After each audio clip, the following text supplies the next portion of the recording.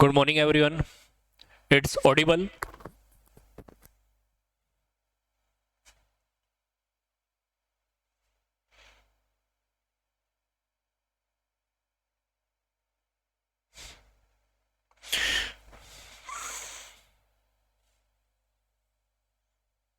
Okay, done. ठीक है. We'll start this class.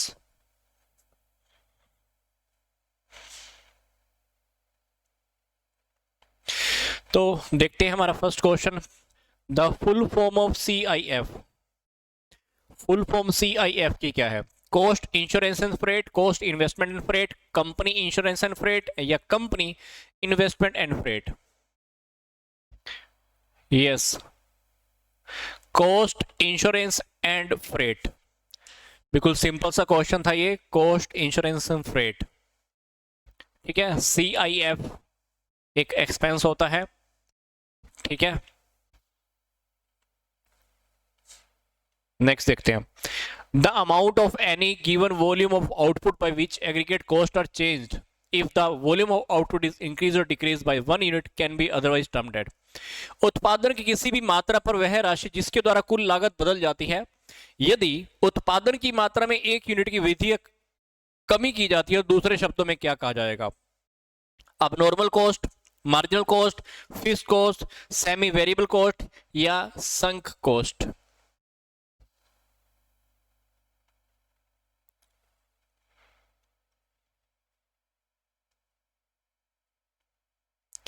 Yes, semi. No, marginal cost. ठीक है, मार्जिनल कॉस्ट. तो मार्जिनल कॉस्ट वे कॉस्ट होती है जो टोटल कॉस्ट में एक एडिशनल यूनिट भी हम ऐड करते हैं ना, तो वो चेंजेस आने स्टार्ट हो जाते हैं. ठीक है. ठीक है, चेंजेस आ जाते हैं टोटल कॉस्ट के अंदर ही. मतलब प्रोडक्शन की कॉस्ट के अंदर 1 यूनिट इंक्रीज कर दो या डिक्रीज कर दो, तो ऐसा ऐसा चेंजेस आने स्टार्ट हो जाते हैं. आगे है फिक्स कॉस्ट के अंदर अगर प्लस माइनस करें प्रॉफिट और लॉस को, तो क्या बन जाएगा? Variable cost, marginal cost, contribution, margin of safety, या break even point?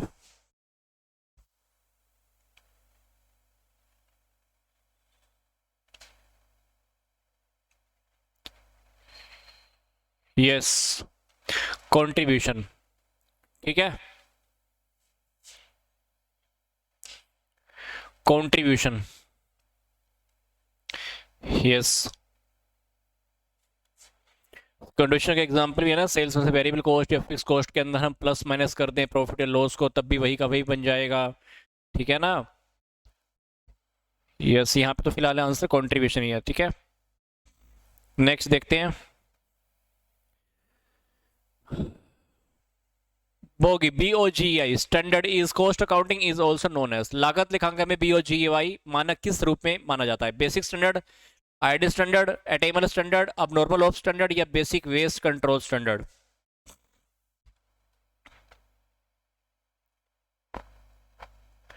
Yes, basic standard के रूप में इसको जानते हैं हम. Basic standard. ठीक है, इसको बेसिक स्टैंडर्ड के रूप में जानते हैं. तो इन स्टैंडर्ड का यूज केवल तभी किया जाता है जब वे लंबे समय तक फिक्स या अनटच्ड पर रहने की पॉसिबिलिटीज होती है. ठीक है, next is if machine hours are 800 and the factory overhead absorption rate per machine hour is 8 rupees, then absorption factory overhead will be. यदि मशीन घंटे 8000 हैं और कारखाना उपरिव्यय, अधिशोषण दर प्रति मशीन 8 रुपए है, तो अधिशोषित कारखाना उपरिव्यय क्या होगा? सिंपल सी बात है, मल्टीप्लाई करके देख लो. 8000 आवर्स हैं और 8 रुपए पर यूनिट बोल ही रहा है ना. 8 रुपए पर मशीन आवर बोल ही रहा है, तो मल्टीप्लाई करके देखोगे तो सिंपल सा पता चल जाएगा आपको. 64,000 का आंसर आएगा. ठीक है, क्योंकि अगर हम बात करें ना अब्जॉर्प्टेड फैक्ट्री ओवरहेड की, तो इसका फॉर्मूला होता है machine hours into factory overhead, observation rate पर मशीन आवर. तो अपने पास 8000 घंटे है, तो 8 रुपए के हिसाब से मल्टीप्लाई करोगे तो 64,000 हो जाएगा.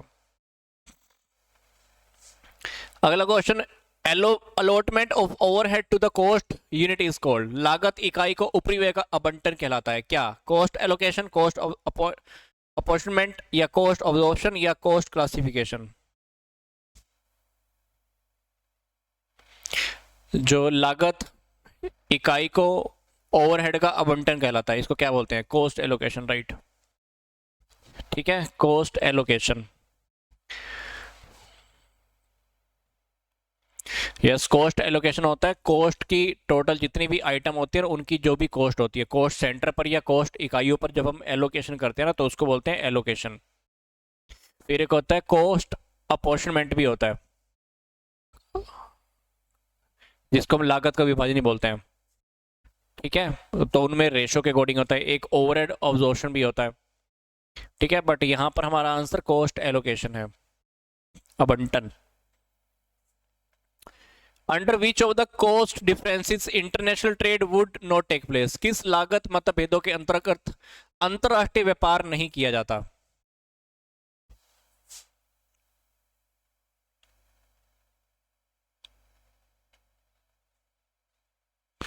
यस,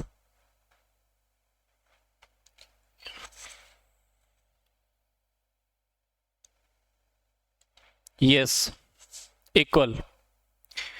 एक समान लागत कॉस्ट के मतभेदों के अंदर में ना इंटरनेशनल ट्रेड नहीं किया जाता। ये एक ऐसी पोजीशन या अवस्था होती है जहां पर दोनों देशों के बीच में वस्तुओं या प्रोडक्ट की जो भी प्रोडक्शन की जो लागत होती है ना, जो कॉस्ट होती है, उसमें कोई भी अंतर नहीं होता, या जो प्रोडक्ट की या गुड्स की जो भी कॉस्ट होती है उनका जो रेशो होता है वो इक्वल होता है।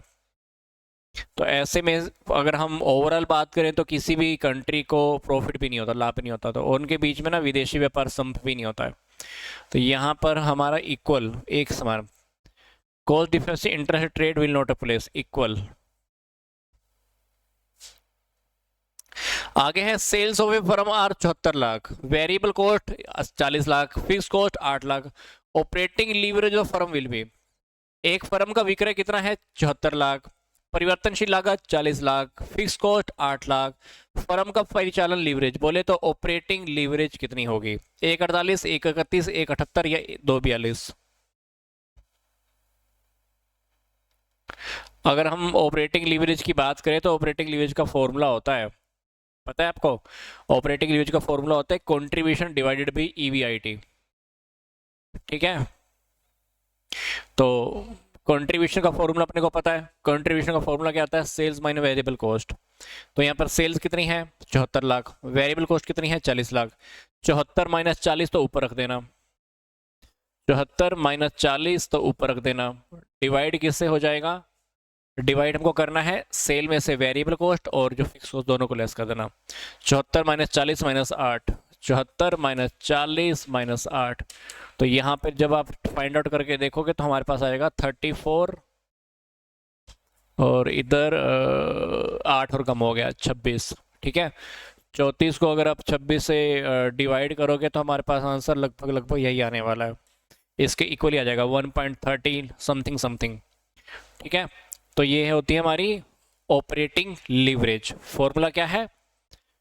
Contribution divided by earning before interest and tax. ठीक है, contribution divided by earning before IT. Contribution का फॉर्मूला मैंने आपको अभी बताया। कंट्रीब्यूशन का फॉर्मूला क्या है? Sales minus variable cost. और ये क्या है? Sales minus variable cost minus fix cost. ठीक है, तो चेक करके देख लेना, हमारे पास आंसर यही आ जाएगा, सी। नेक्स्ट देखते हैं, the formula Q divided by 2 is use to compute the.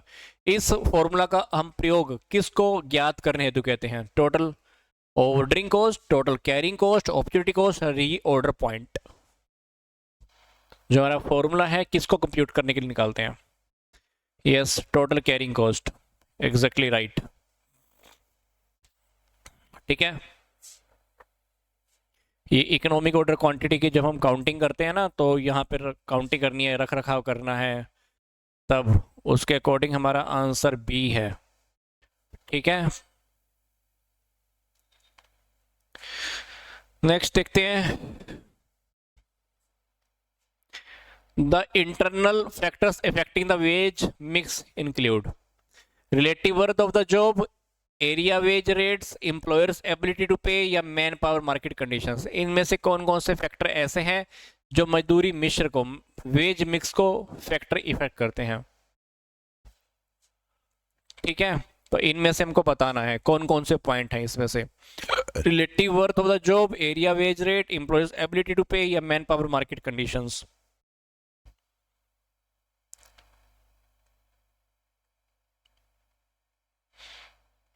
Yes, B,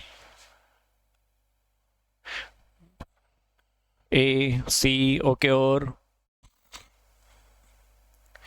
कोई इसमें वैसे आंसर बनेगा relative worth of the job और एम्प्लॉयर्स एबिलिटी टू पे। ठीक है, ये दो टॉपिक। ऑप्शन नंबर इसके अकॉर्डिंग 1 और 3 में यस, बी बनेगा।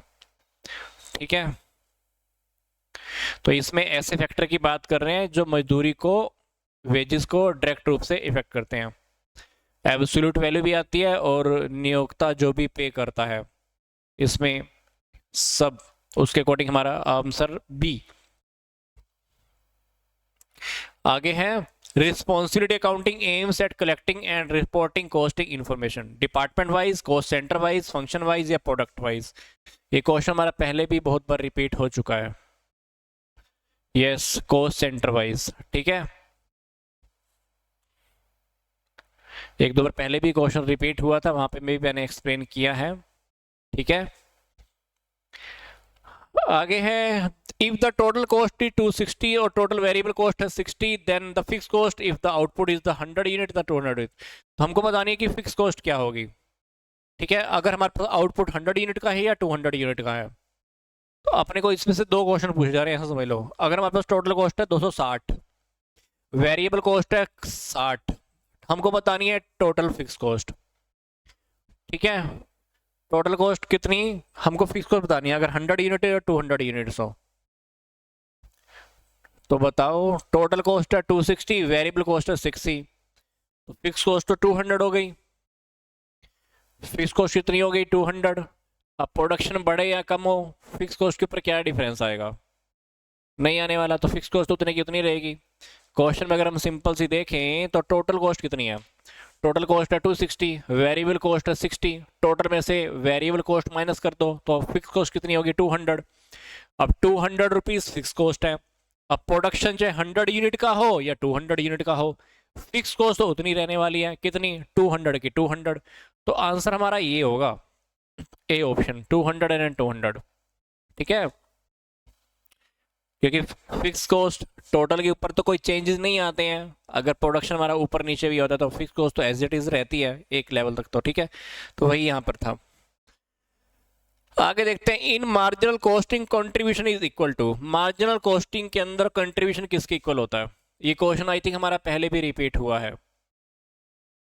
ठीक है, सेल्स माइनस वेरिएबल कॉस्ट, ये वो सब फिक्स कॉस्ट प्लस प्रॉफिट। ठीक है, तो यहाँ पर अगर हम देखें तो सेल्स माइनस वेरिएबल कॉस्ट। ठीक है, तो हमारा कंट्रीब्यूशन का एग्जांपल है ये। कंट्रीब्यूशन का फॉर्मूला है contribution is equal to sales minus variable cost, या contribution is equal to fix cost plus profit, या कंट्रीब्यूशन अगर हम पर यूनिट भी फाइंड आउट करना चाहें तो sales per unit minus variable cost per unit, तो भी होता है कंट्रीब्यूशन का एग्जांपल, फॉर्मूला कह सकते हैं।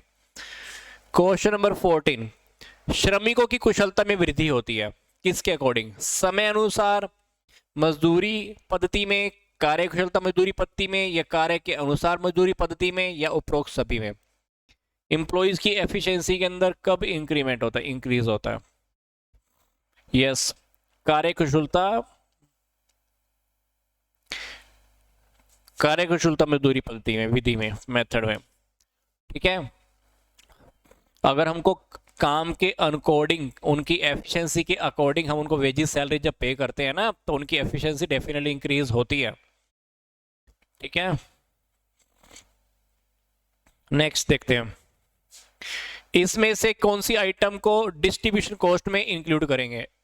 एडवर्टाइजिंग, प्रेषण लिपिक का वेतन, निवेदिका तैयार करने की लागत, या सेल्स मैनेजर का सैलरी।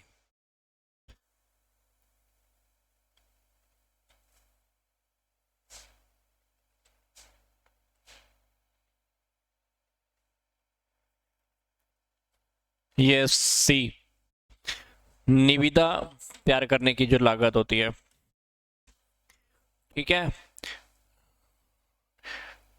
डिस्ट्रीब्यूशन कॉस्ट के अंडर एक व्यवसायिक जो बिजनेस हो जाता है, जो जो भी हम गुड्स बनाते हैं उसको जो भी डिस्ट्रीब्यूशन करने की जो भी खर्चे होते हैं, डिस्ट्रीब्यूशन करने से रिलेटेड जितने भी खर्चे होते हैं ना, तो उसमें लेकर चलते हैं। तो ये ऑप्शन आएगा सी। आगे देखते हैं, फैक्ट्री ओवरहेड निम्न में से किसके बराबर होता है? ये चार ऑप्शन दिए हुए हैं, factory cost minus prime cost, factory cost plus prime cost, prime cost plus direct expenses, direct cost, factory cost plus direct expenses. देखो, इसमें सबको बताना है कि फैक्ट्री कॉस्ट, फैक्ट्री ओवरहेड का एग्जांपल क्या है। फैक्ट्री ओवरहेड निकालने के लिए ना हम फैक्ट्री ओवरहेड में से प्राइम कॉस्ट को माइनस कर देते हैं, है ना,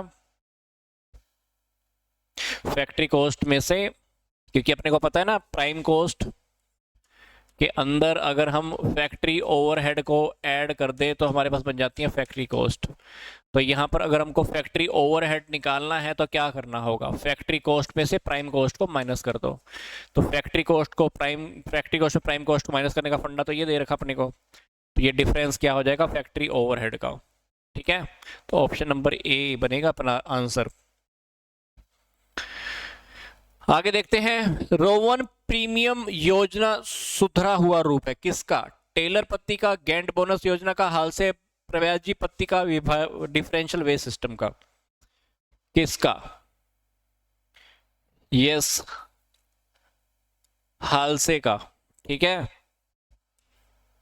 हाल से का जो मेथड था उसका थोड़ा सुधरा रूप है। ठीक है, आधारभूत लागत बनती है किसकी? आधारभूत लागत, प्रत्यक्ष सामग्री, प्रत्यक्ष श्रम, प्रत्यक्ष व्यय। प्रत्यक्ष सामग्री this direct labour, indirect labour plus direct expenses, या इनमें से कोई नहीं। समझ पा रहे हैं इस क्वेश्चन को? ये प्राइम कॉस्ट की बात कर रहा है आपसे। ये प्राइम कॉस्ट क्या होती है? Direct material, direct labour, direct expenses. तो डेफिनेटली उसके अकॉर्डिंग अगर हम आंसर देखें तो हमारा ये है direct material, direct labour, direct expenses, that is a prime cost. इन तीनों के टोटल से तो बनती है। आगे देखते हैं, गेंट बोनस योजना किसका मिश्रित रूप है? रोवन और टेलर का, हाल से रोवन का, हाल से टेलर का, या इमर्सन और बेडेक्स प्लानिंग का? यस, एग्जैक्टली सी, हाल से एंड टेलर। ठीक है, कॉस्ट अकाउंटिंग के टॉपिक हैं ये, तो वेजेस के अंदर से जाके देखना। आगे है,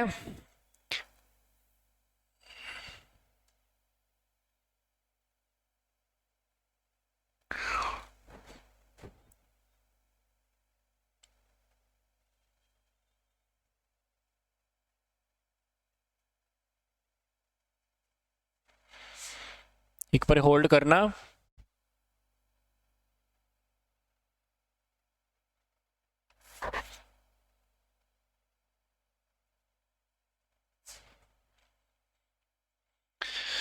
जस्ट वेट, मैं आपको क्या बता रहा था, गेंट है ना, गेंट वाला बोनस योजना, ये हालसी और टेलर का जो प्लान है उन दोनों का एक है।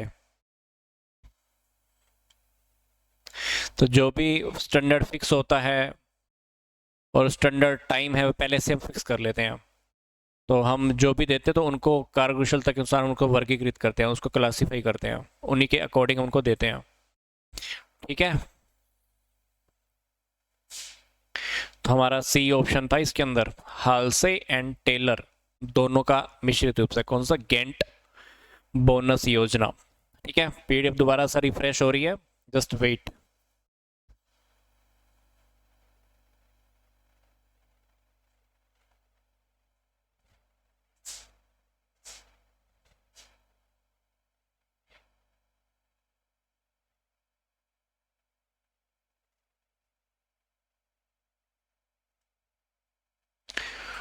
फिर प्रशासन एवं प्रबंध ऊपरी व्यय ओवरहेड प्रतिशत के रूप में वसूल किए जाते हैं, डायरेक्ट मटेरियल के, डायरेक्ट वेजेस के, प्राइम कॉस्ट के, या फैक्ट्री ओवरहेड के?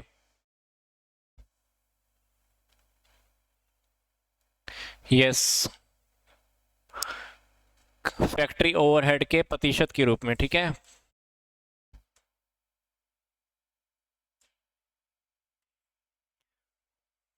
फैक्ट्री कॉस्ट के परसेंटेज के रूप में। नेक्स्ट देखते हैं, एबीसी एनालिसिस डैश एनालिसिस है, an approach to profit planning, a technique of financial analysis, a technique of inventory control, a technique of profit determination. Yes बताओ बताओ। Yes, a technique of inventory control, C, ठीक है। Next देखते हैं, study the flowing statement और mark your answer according to answer code given below, ठीक है। इसमें से हमको मार्क करना है, wage incentive plans have the flowing objects, प्रेरणात्मक मजदूरी योजना का निम्नलिखित लक्ष्य है, increasing workers moral, lowering unit cost, lowering capital cost या लोअरिंग डेप्रिसिएशन चार्जेस। इसमें से कौन कौन से आंसर हमारे सही वाले हैं, उनको हमने मार्क करना है।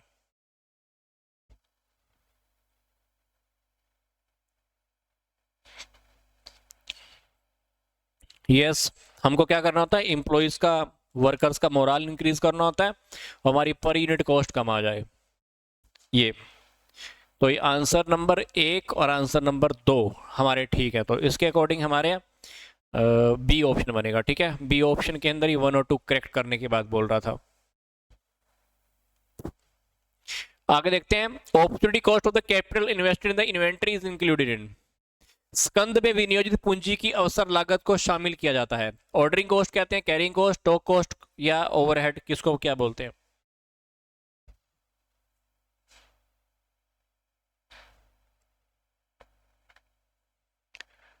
यस, कैरिंग कॉस्ट, वहन लागत में, ठीक है। इन्वेंट्री के अंदर जो भी हम कैपिटल इन्वेस्ट करते हैं ना, उसकी अपॉर्चुनिटी कॉस्ट को हम कैरिंग कॉस्ट में इंक्लूड करते हैं, कैरिंग कॉस्ट काउंट कब करते हैं। आगे है E O Q use in economic order quantity, कहाँ पे यूज करते हैं? इन्वेंट्री मैनेजमेंट में, रिसीवर मैनेजमेंट में, कैश मैनेजमेंट में या रेशनल एनालिसिस में। ये टॉपिक तो आपको पता ही होगा, है ना, पहले भी रिपीट हुआ है हमारा कहीं ना कहीं। यस, इन्वेंट्री मैनेजमेंट में, ठीक है। Next is under which incentive wages system 2 piece rate high and low are determined, Gantt, Rowan, Emerson या टेलर। ये टॉपिक भी आपने पहले ना कहीं स्टडी किया हुआ है। यस, ये टेलर का ही, ये टेलर का डिफरेंशियल वेज सिस्टम था ये, जिसके अंदर जो ज्यादा काम करे उसको सैलरी ज्यादा दो, जो कम काम करे उसको वेजेस कम दो, ये सारी बातें है ना देखी थी हमने। जो स्टैंडर्ड के अकॉर्डिंग काम करे, स्टैंडर्ड ज्यादा करे कम करे, तो वहाँ ये टेलर का था डिफरेंशियल, टेलर्स का डिफरेंशियल बेस सिस्टम। ये टॉपिक हमारा बिजनेस स्टडीज में भी कहीं ना कहीं हमको स्टडी करने को मिलता है, साइंटिफिक मैनेजमेंट के चैप्टर में, ठीक है। प्राइम कॉस्ट है 20,000, फैक्ट्री ओवरहेड है 25% of the prime cost, office overhead है 80% of the factory overhead, then office cost would be, office की कॉस्ट क्या हो गई? यदि प्राइम कॉस्ट 20,000 है, फैक्ट्री ओवरहेड प्राइम कॉस्ट का 25% है, ऑफिस ओवरहेड फैक्ट्री ओवरहेड का 80% है, तो हमारी ऑफिस की कॉस्ट कितनी होगी? यस,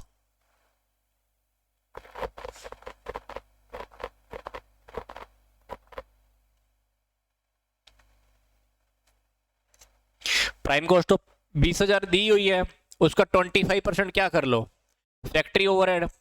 तो 20,000 के अंदर 5,000 और ऐड कर दो, कितना हो गया? 25,000। 25,000 के अंदर अपने को क्या बोल रहा है? 80% और ऐड करना है, वो हो गया 25,000 का 80% किसका ऐड करना है? फैक्ट्री ओवरहेड का। फैक्ट्री ओवरहेड तो हमने आ ही गए थे 5,000, तो उसका 80% 4,000 हो गया, तो लगभग 29,000 हो जाएगा। कैसे होगा देखो, हमारे पास प्राइम कॉस्ट कितनी है? 20,000। 20,000 के अंदर अपने को क्या ऐड करना है? 25% का फैक्ट्री ओवरहेड। तो फैक्ट्री ओवरहेड बात करें तो कितना हो गया ये? 5,000, ठीक है। अब इसके अंदर अपने कह रहे हैं कि इसके अंदर अगर हम ऐड करते हैं ऑफिस के ओवरहेड, ये कितना है? फैक्ट्री ओवरहेड का 80%, तो फैक्ट्री ओवरहेड तो ये रहे, इसका 80% बोले तो 4,000 रुपए। तो ये भी अगर हमने ऐड कर दिया तो हमारे पास क्या बन जाएगी? ये हमारी बन जाएगी ऑफिस कॉस्ट, तो ये टोटल हो जाएगा 29,000। तो 29,000 हमारा आंसर कहाँ है? ये रहा, बी ऑप्शन, ठीक है। प्राइम कॉस्ट का 25% फैक्ट्री ओवरहेड था, और फैक्ट्री ओवरहेड का 80% क्या था? ये वाला, ठीक है, ऑफिस ओवरहेड, तो ये चेक कर लेना, हो जाएगा।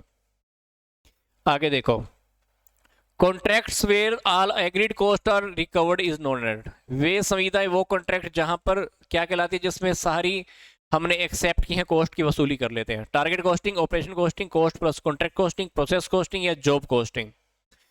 वे कॉन्ट्रैक्ट क्या कहे जाते हैं जिसमें सारी की सारी एग्रीड कॉस्ट को वसूल कर लेते हैं।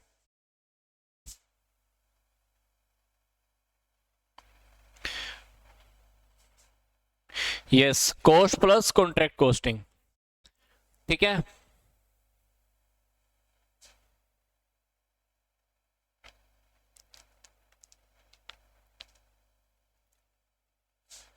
Yes, for a transport concern like bus transport the most appropriate method of costing technique will be। जैसे बस ट्रांसपोर्ट का फंडा बोलते हैं तो यहां पर सबसे अच्छी टेक्निक कॉस्टिंग की कौन सी होगी? Unit, standard operating, job costing या बैच कॉस्टिंग? सर्विस सेक्टर के अंदर आ गए ना ये। यस, ये हमारी आ जाएगी ऑपरेटिंग कॉस्टिंग, ठीक है। जो सर्विसेज देते हैं, सर्विसेज देने वाले सारे ऑपरेटिंग कॉस्ट में आते हैं। सर्विसेज के अंदर जैसे बैंक है, ट्रांसपोर्टेशन है, होटल है, ये सारे के सारे ऑपरेटिंग कॉस्ट के अंदर में आ जाएंगे।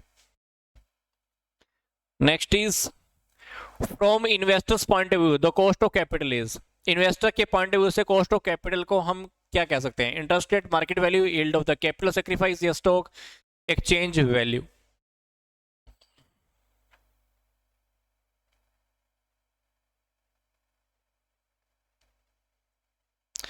Yes,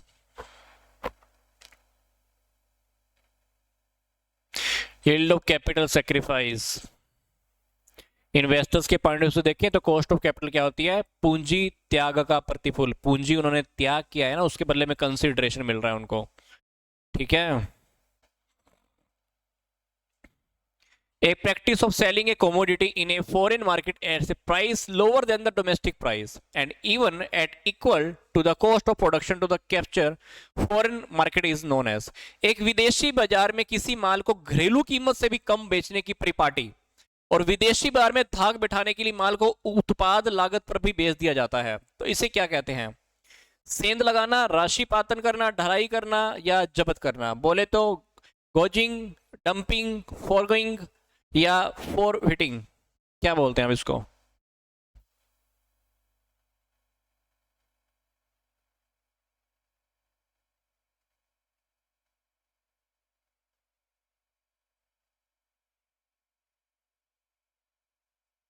yes, dumping, exactly C.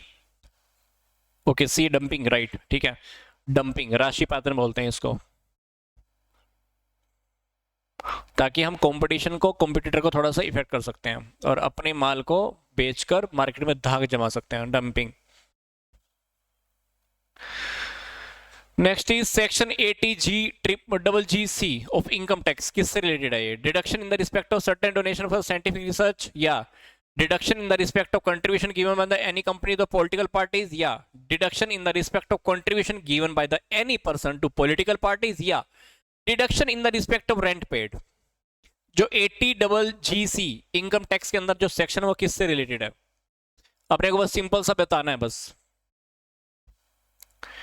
Yes, C, deduction in the respect of contribution given by the any person to the political parties, ये है।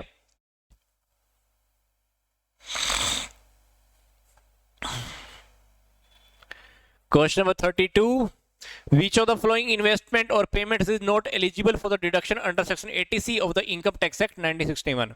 इसमें से कौन सा इन्वेस्टमेंट अथवा पेमेंट इनकम टैक्स एक्ट 1961 की जो सेक्शन है 80C के अंडर में टैक्स कटौती डिडक्शन के लिए एबल नहीं है? Life insurance premium on the life of spouse या life insurance premium paid on the life of the son या life insurance premium paid on the life of the daughter या life insurance premium paid on the life of the sister? क्या लगता है इसमें से क्या deduction के लिए अवेलेबल नहीं होगा?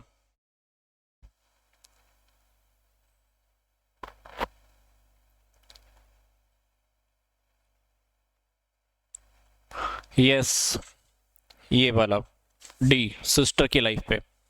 क्योंकि अगर हम एटीसी के अंडर में देखें तो यहाँ पर वो खुद का मतलब पति का, पत्नी का, बच्चों के ऊपर तो करा सकता है, बट बहन का करा रहा है तो यहाँ पर वो डिडक्टेबल नहीं है, ध्यान रखना।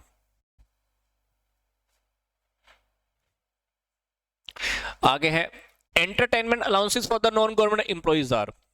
एंटरटेनमेंट अलाउंसेस जो भी होते हैं नॉन गवर्नमेंट एम्प्लॉइज के लिए क्या होते हैं? Fully exempted, fully taxable, partially taxable, fully exempted in specified, या partially exempted in the selected areas. Yes yes yes yes yes yes, fully taxable. Okay good, B, fully taxable.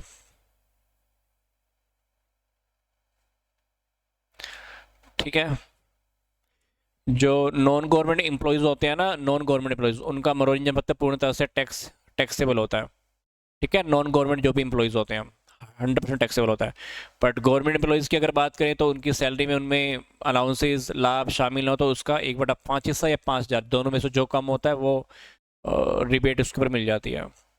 ठीक है, no no, जो government employees होती हैं section 16 के according deduction की demand कर सकते हैं, डिबेट डिडक्शन कह लो। ठीक है, आगे देखो, find out the correct one. Transport allowances is fully taxable whether one is government और private servant. It is exempted rate 500 800 per month whether one is government or private servant, yeah. Third option, it is taxable up to the 50% of the total allowances received for the previous year whether one is government to the private servant, yeah. It is fully exempted whether one is government or private servant, yeah. It is exempted in the case of government servant up to 2/3 of the total allowance received during the previous year. हमको इसमें से correct वाला बताना है, correct वाला।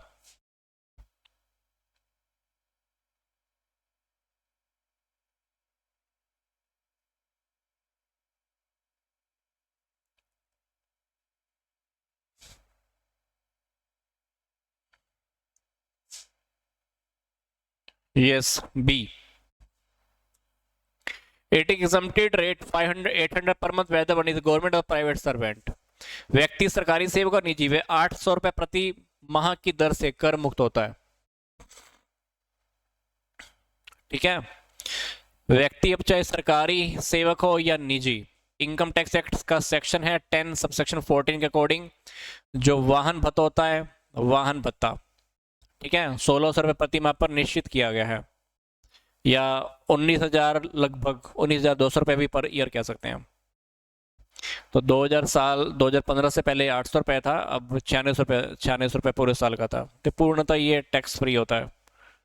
ठीक है, transport allowance को लेकर था ये। आगे देखते हैं, certain donation are deductible under the GTI under section dash of income tax act, ATG, ATD, ATC, none of these। आयकर अधिनियम की धारा डैश के अंतर्गत कुछ दान जीटीआई से कटौती योग्य होते हैं।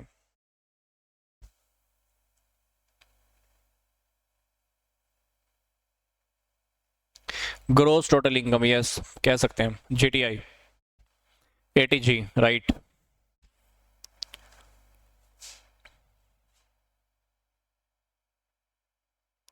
तो ये जो दान होते हैं ना, कुछ स्पेशल कोषों से दान होते हैं या स्पेशल किसी ट्रस्ट को दान वगैरह देते हैं ना, उनसे रिलेटेड होते हैं। ठीक है, तो कुछ दान ऐसे भी है जो नोटिफाइड इकाइयों को भी देते हैं, नोटिफाइड यूनिट को, तो उसमें 100% तक का आप डिस्काउंट रिसीव कर सकते हैं, डिडक्शन ले सकते हैं। Under section 194B and 194BB of Income Tax Act, tax is deductible at dash on the payment in the respect of winning from the lotteries or crossword puzzle etc. आयकर अधिनियम की धारा 1994B और 1994BB के तहत lottery या cross शब्द पहली आदि के संबंध भुगतान पर डैश कर कटौती की जानी है। प्राइजेस विनिंग होते हैं ना हमारे, तो झटके से हमारा ना 30% कट जाता है, तो वही है, जैसे कोई बंदा कौन में करोड़पति बैठा है तो करोड़ रुपए के बदले में उसको लगभग 70 लाख रुपए रिसीव होते हैं, तो 30% की डिडक्शन होती है। ठीक है, तो ऐसा समझ लो वही का वही है। तो income tax act section 194B 194BB के तहत लॉटरी या जो भी पहेलियों के अंदर जो भी पजल्स के अंदर जो भी पैसे जीते हैं तो 30% की डिडक्शन है। ठीक है। और सेक्शन 194 डबल बी घुड़दौड़ है ना, हॉर्स राइडिंग से रिलेटेड है। और 194 भी लॉटरी या कार्ड गेम्स उससे रिलेटेड है, तो ध्यान रखना। 194 डबल बी हॉर्स वाला, और 194 भी हमारा गेम्स और कार्ड गेम जो भी होते हैं, लॉटरी या कार्ड गेम है, उससे रिलेटेड है। 37, as per the rules pertaining to Income Tax Act, any asset which is acquired during the previous year and has been put to use for the 50 days will be allowed to deduct depreciation as। आयकर अधिनियम से संबंधित नियमों के according कोई भी संपत्ति जो पिछले वर्ष के दौरान प्राप्त की गई है और 50 दिन उपयोग के लिए रखी गई है के डेप्रिसिएशन में डैश प्रतिशत की कटौती की अनुमति दी गई है। 20%, 30%, 33%, 50%। द यूजर डेप्रिसिएशन जो एस एप्लीकेबल, क्या लगता है आपको?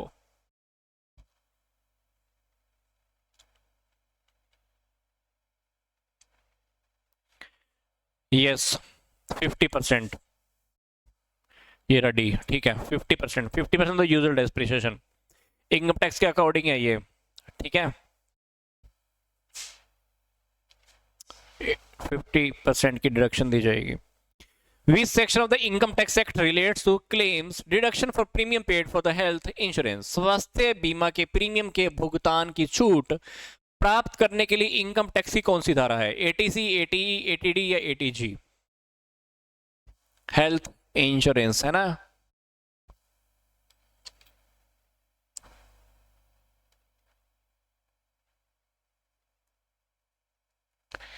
यस एटीडी, ठीक है।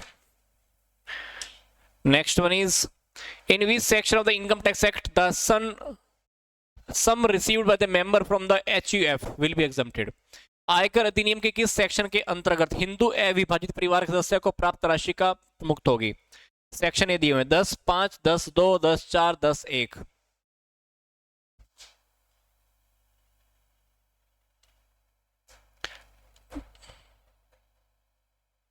यस 10 ना सॉरी 10 2, ठीक है, 10 2 के ऊपर होगा। तो इनकम टैक्स एक्ट के जो सेक्शन है 10 सबसेक्शन 2, एचयूएफ के सदस्य को जो भी प्राप्त राशि होती है वह कर मुक्त होती है।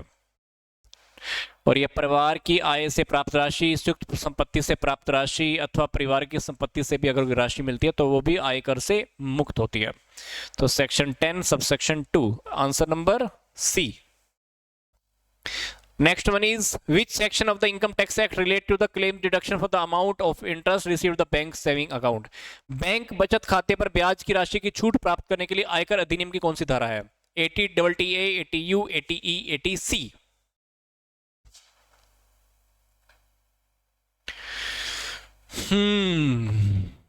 यस 80AA, ठीक है। 10,000 रुपए तक का डिस्काउंट की डिमांड कर सकते हैं हम। यह व्यक्ति या एचयूएफ को भी प्राप्त हो सकती है, ठीक है। 10,000 रुपए तक की डिस्काउंट की, इंटरेस्ट के ऊपर डिस्काउंट मांग सकते हैं। मतलब सिंगल बैंक के ऊपर नहीं है, टोटल बैंक क्या है, ठीक है। मतलब सारे आपके पास 10 बैंकों के अंदर अकाउंट है तो 10 बैंकों के अकाउंट से आने वाले इंटरेस्ट का टोटल, उस टोटल के ऊपर से भी सिर्फ 10,000 तक की डिस्काउंट, ठीक है। कभी कहोगे हर बैंक के हिसाब से 10,000 का डिस्काउंट देंगे, नो, ऐसे तो सारे शाने बन जाएंगे। Income tax act section 24 is related to, आयकर अधिनियम की धारा 24 किससे रिलेटेड है? Annual value, deduction income from the house property, municipal tax या none of the these?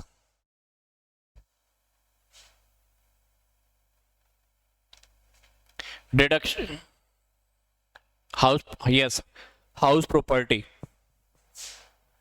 Deduction income from the house property.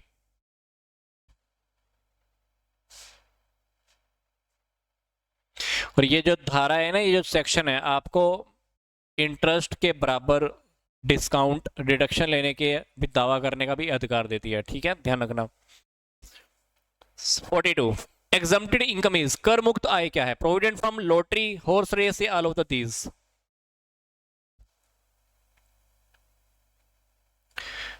Yes provident fund, क्योंकि provident fund एक fund है जिसमें एम्प्लॉइज की सैलरी में से हिस्सा काट कर उसमें जमा करते हैं और साथ ही इतनी ही राशि एम्प्लॉयर भी जमा कराता है। अब क्योंकि सैलरी में से काट के बनाया गया है तो सैलरी पर तो पहले से ही हमने टैक्स भुगतान तो पहले ही कर दिया था, तो इसलिए अब जो प्रोविडेंट फंड है वो टैक्स फ्री होता है, ठीक है, तो एग्जम्प्टेड होता है ये। तो इसलिए देख लेना, क्योंकि जब हमने इसको बनाया था तो सैलरी में से बनाया था और सैलरी के ऊपर ऑलरेडी टैक्स लग चुका है, तो दोबारा थोड़ी ना ठोकेंगे अब। आगे है which two of the following are correct in terms of the rate of the tax deduction the source TDS, income by the way of winning from the horse race 30%, insurance commission 10%, rent of plant machinery 5%, rent of furniture 5%। तो अपने को बताना है स्त्रोत्र पर कर कटौती के संबंध में निम्नलिखित से कौन सी दो सही है। फर्नीचर के ऊपर दिया हुआ है, मशीनरी के ऊपर इंश्योरेंस कमीशन, या income by the way of winning from the horse race 30%। इसमें से बताना है कि कौन कौन से ठीक है।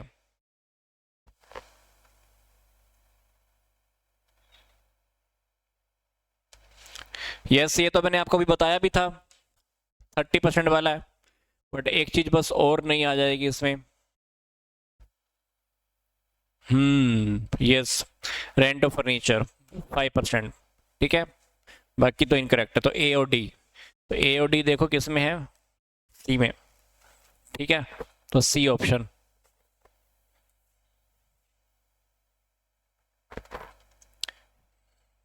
जो फर्नीचर के ऊपर किराए की बात कर रहे हैं ना, फर्नीचर पे रेंट की बात कर रहे हैं, तो इसके ऊपर 5% है, सेक्शन 194J है कुछ ये, ठीक है। और घोड़े वाला तो आपको पता ही है, सेक्शन 194 है ना, 30% के अकॉर्डिंग था। और बीमा जो कमीशन है उसके ऊपर 5% है, सेक्शन 194। इसके ऊपर सेक्शन तो लगभग 194 ही है। लॉटरी या क्रॉस पजल्स के अंदर जीते हैं तो 30% का कटता है। प्लांट एंड मशीनरी के ऊपर भी 2% है, और बिल्डिंग उसके ऊपर 10% है। सिक्योरिटी के ऊपर इंटरेस्ट की बात करें तो 10% है। सिक्योरिटीज़ के ऊपर इंटरेस्ट की बात करें तो सेक्शन 193 है। तो अपने को ध्यान रखना है ये, ठीक है। आगे देखते हैं, आगे है which two of the following are correct about the TDS certificate. TDS certificate related कौन सी दो सही बातें हैं। TDS non salary payment form 16, salary payment form 16(4)A, sale of property form 16(B), rent form 16(C। तो इनमें से बताना है कौन सा ठीक है। टीडीएस से रिलेटेड इनकम टैक्स का जब हम टॉपिक स्टडी कर रहे थे वहां पे टीडीएस के फॉर्म भी हमने स्टडी किए थे। तो यहाँ पर कौन से दो सही हैं। यस यस यस यस, सी और डी, ठीक है। तो सी और डी के अकॉर्डिंग देखें तो आंसर बनेगा हमारा बी, ठीक है। तो प्रॉपर्टी के सेल के ऊपर टीडीएस फॉर्म है 16(B), अगर हम रेंट पर टीडीएस फॉर्म की बात करें तो 16(C), और गैर जो नॉन सैलरी भुगतान होते हैं उसके ऊपर टीडीएस का फॉर्म 16(A), और सैलरी की पेमेंट पर टीडीएस हमारा 16। तो ये तो टीडीएस एक सर्टिफिकेट होता है, आपको पता है ना, एक है ना। अगला है in income tax donation of the approved the notified association for the scientific research is allowed as. कर निर्धारण प्रावधानों में वैज्ञानिक अनुसंधान के लिए अनुमोदित और अधिसूचित एसोसिएशन को दान में कटौती के रूप में किस सीमा तक अनुमति है। 120%, 100, 170 या 150%। ये क्वेश्चन कहीं ना कहीं हमने थ्योरी में भी पहले भी देखा था। यस, 150% तक की अवेलेबल है, ध्यान रखना। Next is on fulfilling certain condition for an undertaking setup in the special economical zone, बोले तो SEZ। तो डिडक्शन कितनी मिलेगी। सेक्शन 10AA के according income tax is allowed for 5 साल, 10 साल, 15 साल या अनलिमिटेड पीरियड।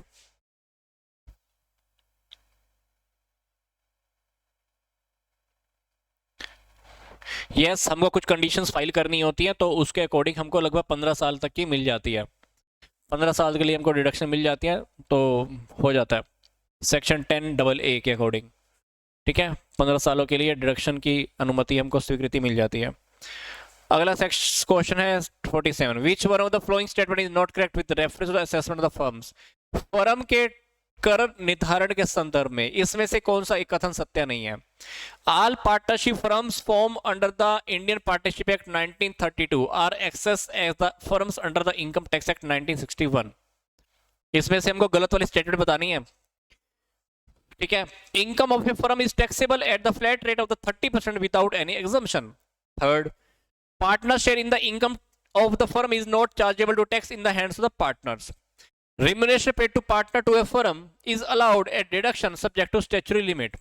तो इसमें से जो भी स्टेटमेंट है वो हमको बतानी है फर्म की असेसमेंट से रिलेटेड कौन सी हमारी गलत स्टेटमेंट है।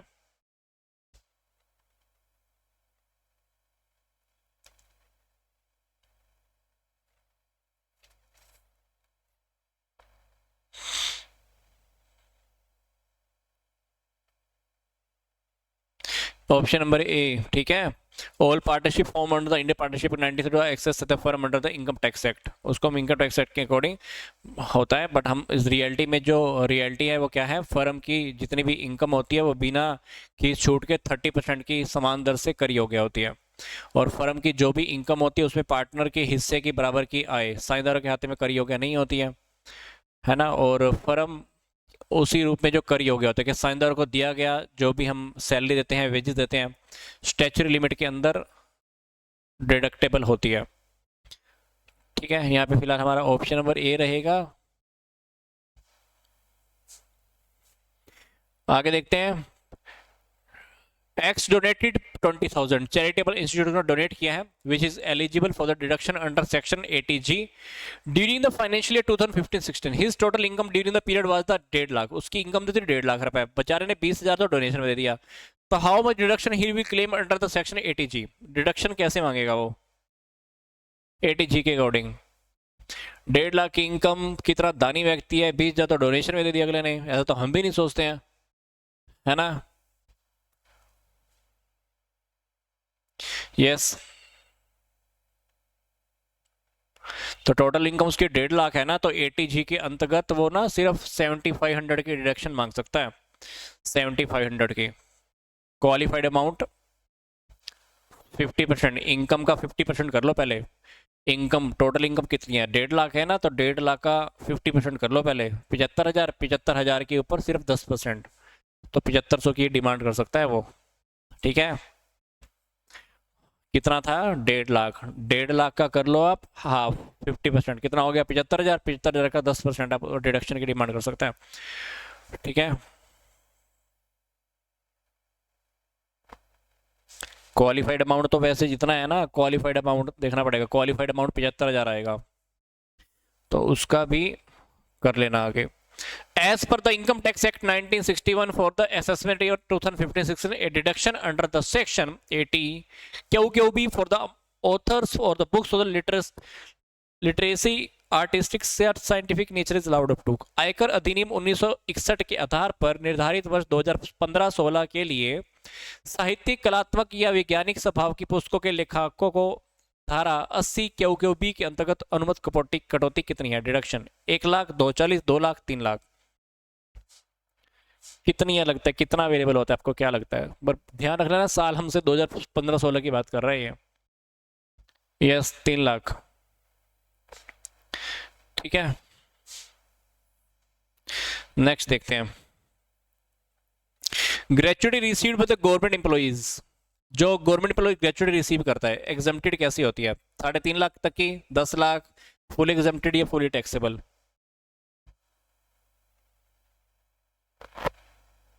Yes full exempted, exactly. Next one is the statutory limit for deduction under section 80G of the Income Tax Act 1961, the assessment year 2015-16, assessment year जो 2015-16 है उसके अंदर जो 80G के अंदर डिडक्शन है उसकी स्टैच्यूटरी लिमिट क्या है। Yes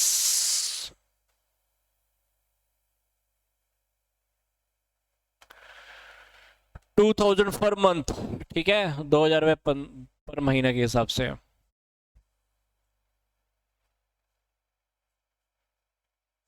Yes. Last one. Under section 271C of the Income Tax Act 1961, the amount of penalty for failure to deduct at sources. आयकर अधिनियम 1961 की धारा 271 ग के अंतर्गत स्रोत पे ही कर की कटौती करने पर अनसक्सेसफुल रहने पर अर्थदंड की राशि है कितनी, 10% of tax which is otherwise deductible under section 194C, या 100% टैक्स, या 200% of tax which is otherwise deductible under section 194C या 300% of the tax which is otherwise deductible under section 194C? क्या लगता है आपको? यस 100% होता है, ठीक है। ये सेक्शन कौन सा है? इनकम टैक्स एक्ट 1961 के अकॉर्डिंग सेक्शन 271C के अकॉर्डिंग आई थिंक। तो अगर कोई पर्सन टीडीएस के कटौती करने में असफल रहता है, पूरा नहीं करता है वो काम, तो 100% तक की अथवा सेक्शन 194 के अंतर्गत उसको कटौती योग्य है। तो इसके अकॉर्डिंग हमारा आंसर बी बनेगा, ठीक है। यस पीडीएफ मिल जाएगी।